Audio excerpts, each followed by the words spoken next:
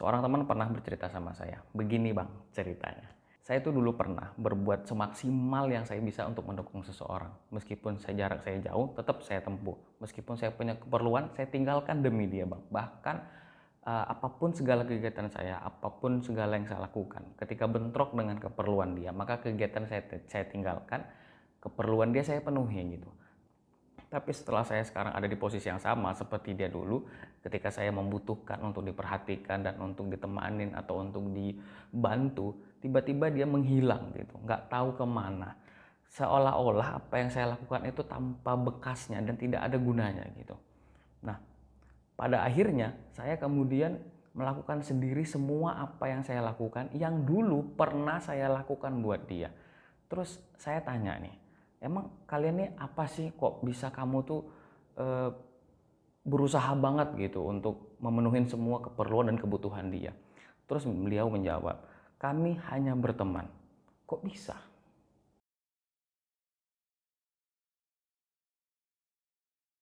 Lihat cerita-cerita seperti ini tuh sebenarnya kisah klasik ya. Banyak lah mungkin kita yang ngalami. Ada teman kita yang mungkin dia aja yang ngerjain gitu ya kan. Bahkan bukan hanya di pertemanan gitu, di tempat kerjaan juga seperti itu. Kemudian di sekolah mungkin ada juga gitu kan, yang lainnya santai, dia yang ngerjain kerjaan tuh kelompok gitu ya. Banyak sih sebenarnya.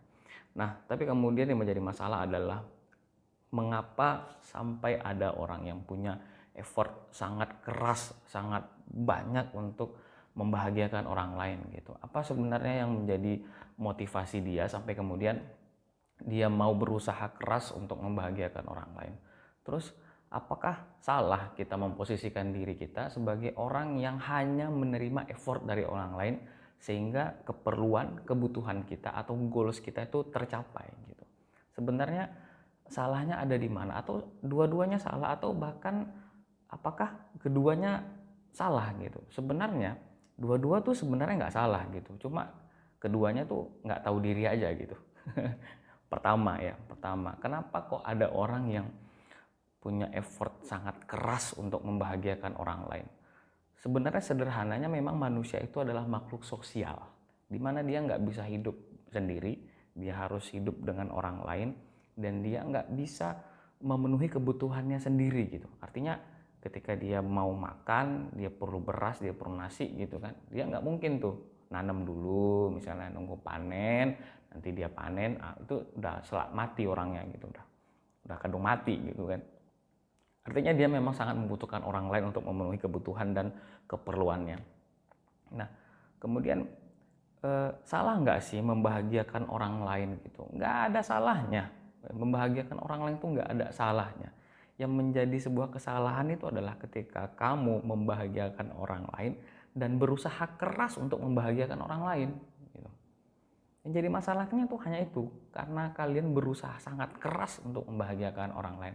Sementara kalian lihat gitu, yang dibahagiain pun mungkin bulan depan juga akan lupa gitu. Tahun depan mungkin dia nggak akan peduli dengan apa yang kalian lakukan gitu. Sehingga ketika kalian ada di posisi yang sama seperti yang dia lakukan kepada kalian, ya mungkin dia nggak akan mau bantu ataupun pura-pura lupa gitu, menghilang aja gitu.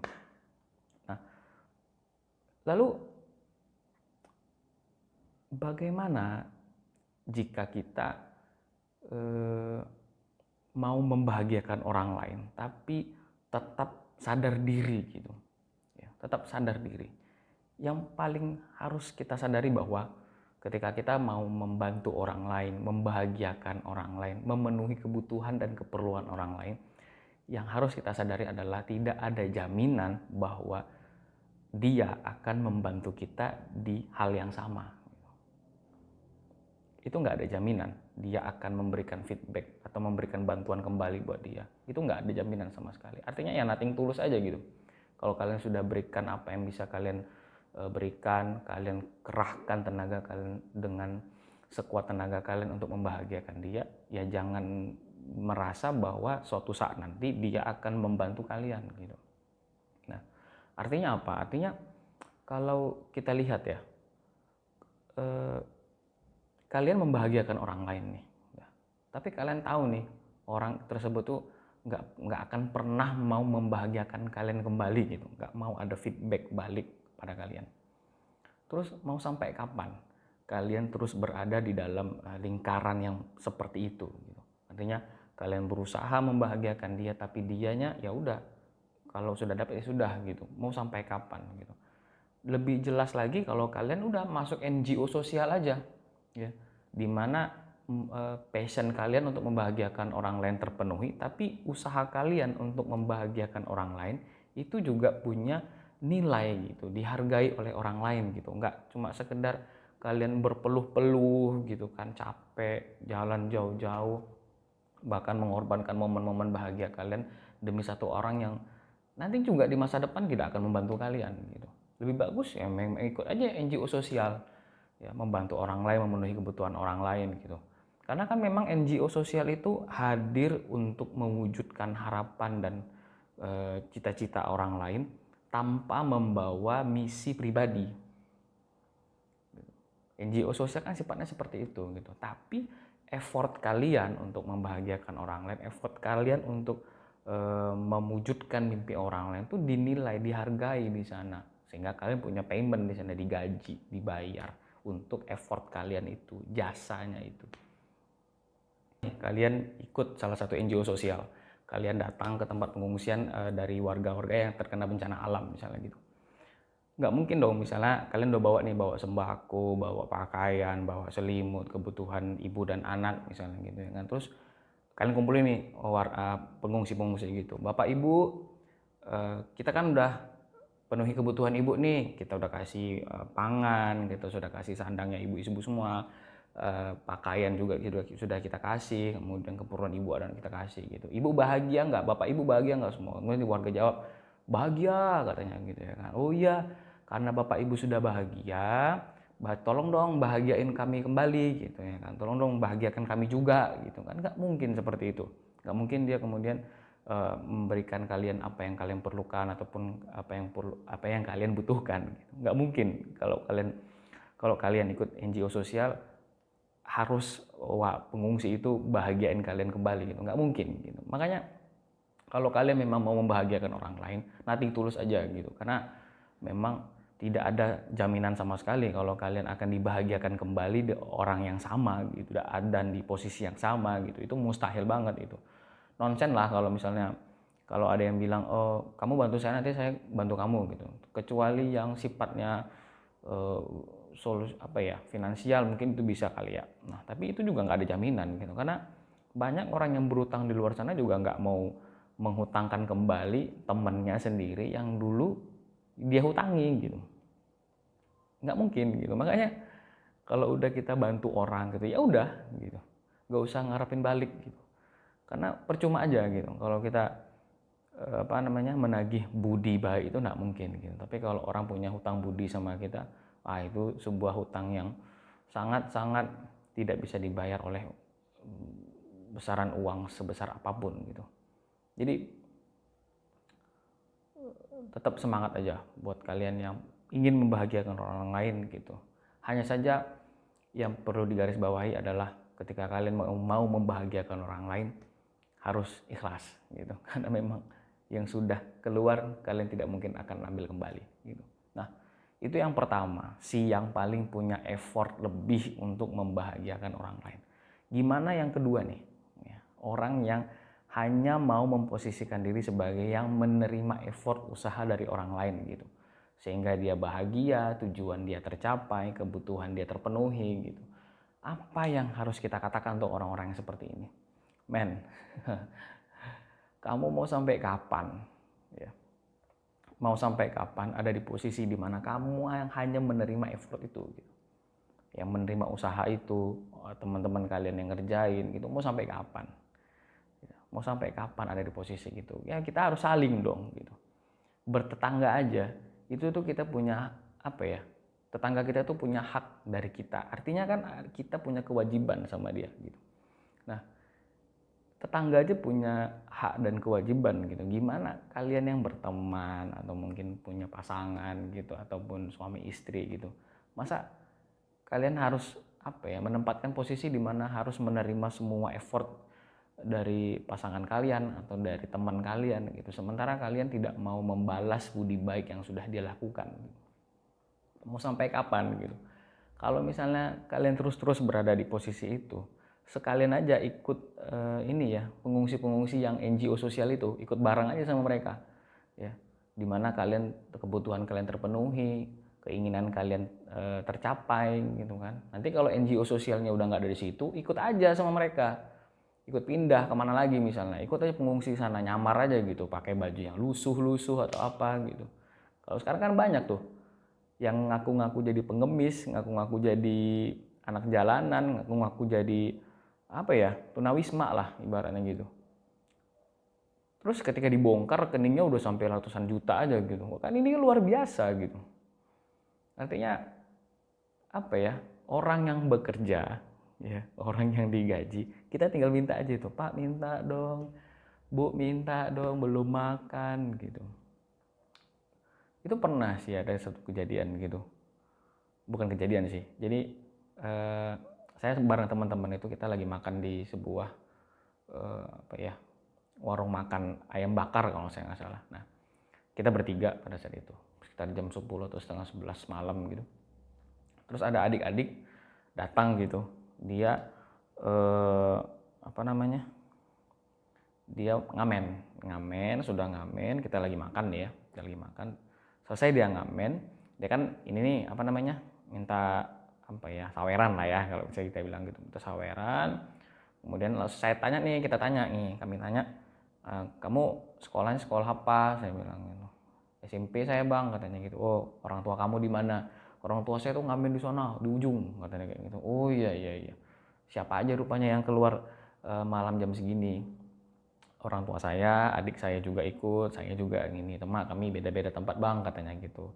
Oh iya, boleh. Kamu udah makan apa belum? Saya bilang udah bang, udah, katanya kayak gitu ya kan. Ya udah deh, kalau gitu kami pesan ya, 2 kami bungkus buat kamu sama orang tua kamu, saya bilang kayak gitu ya kan. Wah makasih banyak ya bang ya, makasih banyak ya. Udah saya pesen, selesai pesanan selesai, bungkusin tuh, bawa dia, kemudian dia pergi lagi tuh, nggak tahu ngamen kemana gitu. Nah, tapi itu masih ini ya, kita masih hargailah karena dia punya effort gitu ya. Kalau yang cuma sekedar duduk kemudian menerima effort orang lain, menerima hasil kerjaan orang lain gitu, itu apa ya, ya lebih bagus ikut pengungsi yang NGO sosial datangi gitu. Jadi nggak perlu repot-repot lagi, hidup kita tuh nggak perlu repot-repot lagi gitu. Tinggal kemana NGO-nya, ya udah saya ikut aja lah jadi permanen resident gitu. Kan sederhana gitu, nggak perlu susah payah gitu. Jadi buat kamu yang hari ini sangat berusaha keras untuk membahagiakan orang lain, tidak ada salahnya untuk kalian membahagiakan orang lain, itu nggak ada salahnya. Tapi yang perlu digarisbawahi adalah seringnya kita membahagiakan orang yang salah di waktu yang salah di tempat yang tidak tepat. Kita membahagiakan orang lain, orang yang salah, karena dia nggak punya, bukan gitu ya, artinya karena membahagiakan orang yang salah itu sia-sia, sekalipun dia bahagia gitu, sekalipun kebutuhan dia terpenuhi, sekalipun keinginan dia tercapai gitu, tapi kalian sia-sia gitu, kalian nggak akan ngerasakan puas batin yang membuat kalian, oh iya, aku bahagia karena dia bahagia gitu. Nggak akan ada di situ. Tapi ketika kalian memberikan effort lebih untuk orang yang tepat, maka kepuasan batin itu nggak ada harganya. Apalagi di tempat yang tepat, seperti yang saya bilang tadi, NGO sosial, atau organisasi kepemudaan yang bergerak di bidang pendidikan dan sebagainya gitu. Kalau kalian memberikan effort kalian untuk membahagiakan orang di sana, memberikan effort kalian untuk memenuhi keinginan dan kebutuhan mereka, mewujudkan cita-cita mereka, maka puas batin tuh nggak ada nilainya. Nggak ada nilainya.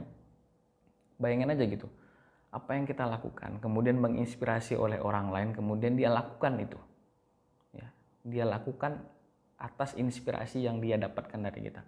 maka apa yang dia lakukan itu punya nilai, yang nilai itu kita juga ada di sana gitu. Kita menginspirasi dan memiliki nilai itu, mendapatkan nilai itu gitu. Jadi kuncinya adalah menemukan orang yang tepat atau tempat yang tepat untuk kalian memberikan 100% atau bahkan lebih dari itu untuk membahagiakan orang lain. Gak perlu sampai dia bahagia, cukup menginspirasi aja itu udah bagus sebenarnya. Oh iya ya, bener yang kamu bilang nih. Oke deh, besok saya buat. Oke deh, bener nih apa yang kamu usulkan atau masukin. Besok saya coba list ya. Ketika itu jadi dibuat oleh dia, kita melihat wah indah sekali ketika kita melihat orang lain itu melakukan apa yang sudah kita sarankan gitu. Nggak ada salahnya, tapi nggak ada salahnya membahagiakan orang lain, nggak ada salahnya. Yang jelas harus dengan orang yang tepat dan tempat yang tepat. Yang kedua adalah kalaupun kalian sering berada dalam lingkaran membahagiakan orang yang salah, ya, pastikan bahwa sebelum kalian membahagiakan dia, kalian bahagiakan diri kalian sendiri. Gitu. Bukan dengan cara membahagiakan orang lain terus kemudian kalian bahagia. Itu prinsip yang kurang tepat menurut saya. Kenapa? Karena seperti kalian tuh nggak bisa mencari cara lain atau bisa mencari cara untuk membahagiakan diri kalian sendiri. Sumber kebahagiaan itu sempit sekali gitu kalau kalian mengharapkan dari kebahagiaan orang kemudian berimplikasi kalian jadi bahagia gitu. Itu buat saya sebuah cara pikir yang kurang tepat gitu. Karena itu nggak akan selamanya bertahan. Kita walaupun muda, kita nggak akan selamanya muda, dan orang yang tua juga nggak selalu ada gitu. Jadi membahagiakan orang lain untuk kita merasakan bahagia bukanlah sebuah alasan yang kekal dan abadi untuk kita lakukan gitu. Makanya yang penting kalian bahagiakan diri kalian sendiri dulu. Cari sumber kebahagiaannya itu apa, lalu lakukan itu. Cari terus. Nanti kalau misalnya sudah dilakukan nih 1, 2, gitu. Kemudian aku kayaknya kurang pas nih di sini gitu. Modifikasi lagi, cari lagi ya cara yang lain atau melakukannya dengan cara yang kurang tepat gitu. Pada akhirnya nanti kita bisa menemukan, oh iya, saya melakukan ini, saya menikmati ini dan saya bahagia melakukan ini. Jadi kita nggak perlu berlama-lama menunggu orang lain bahagia sampai kita merasakan bahagia.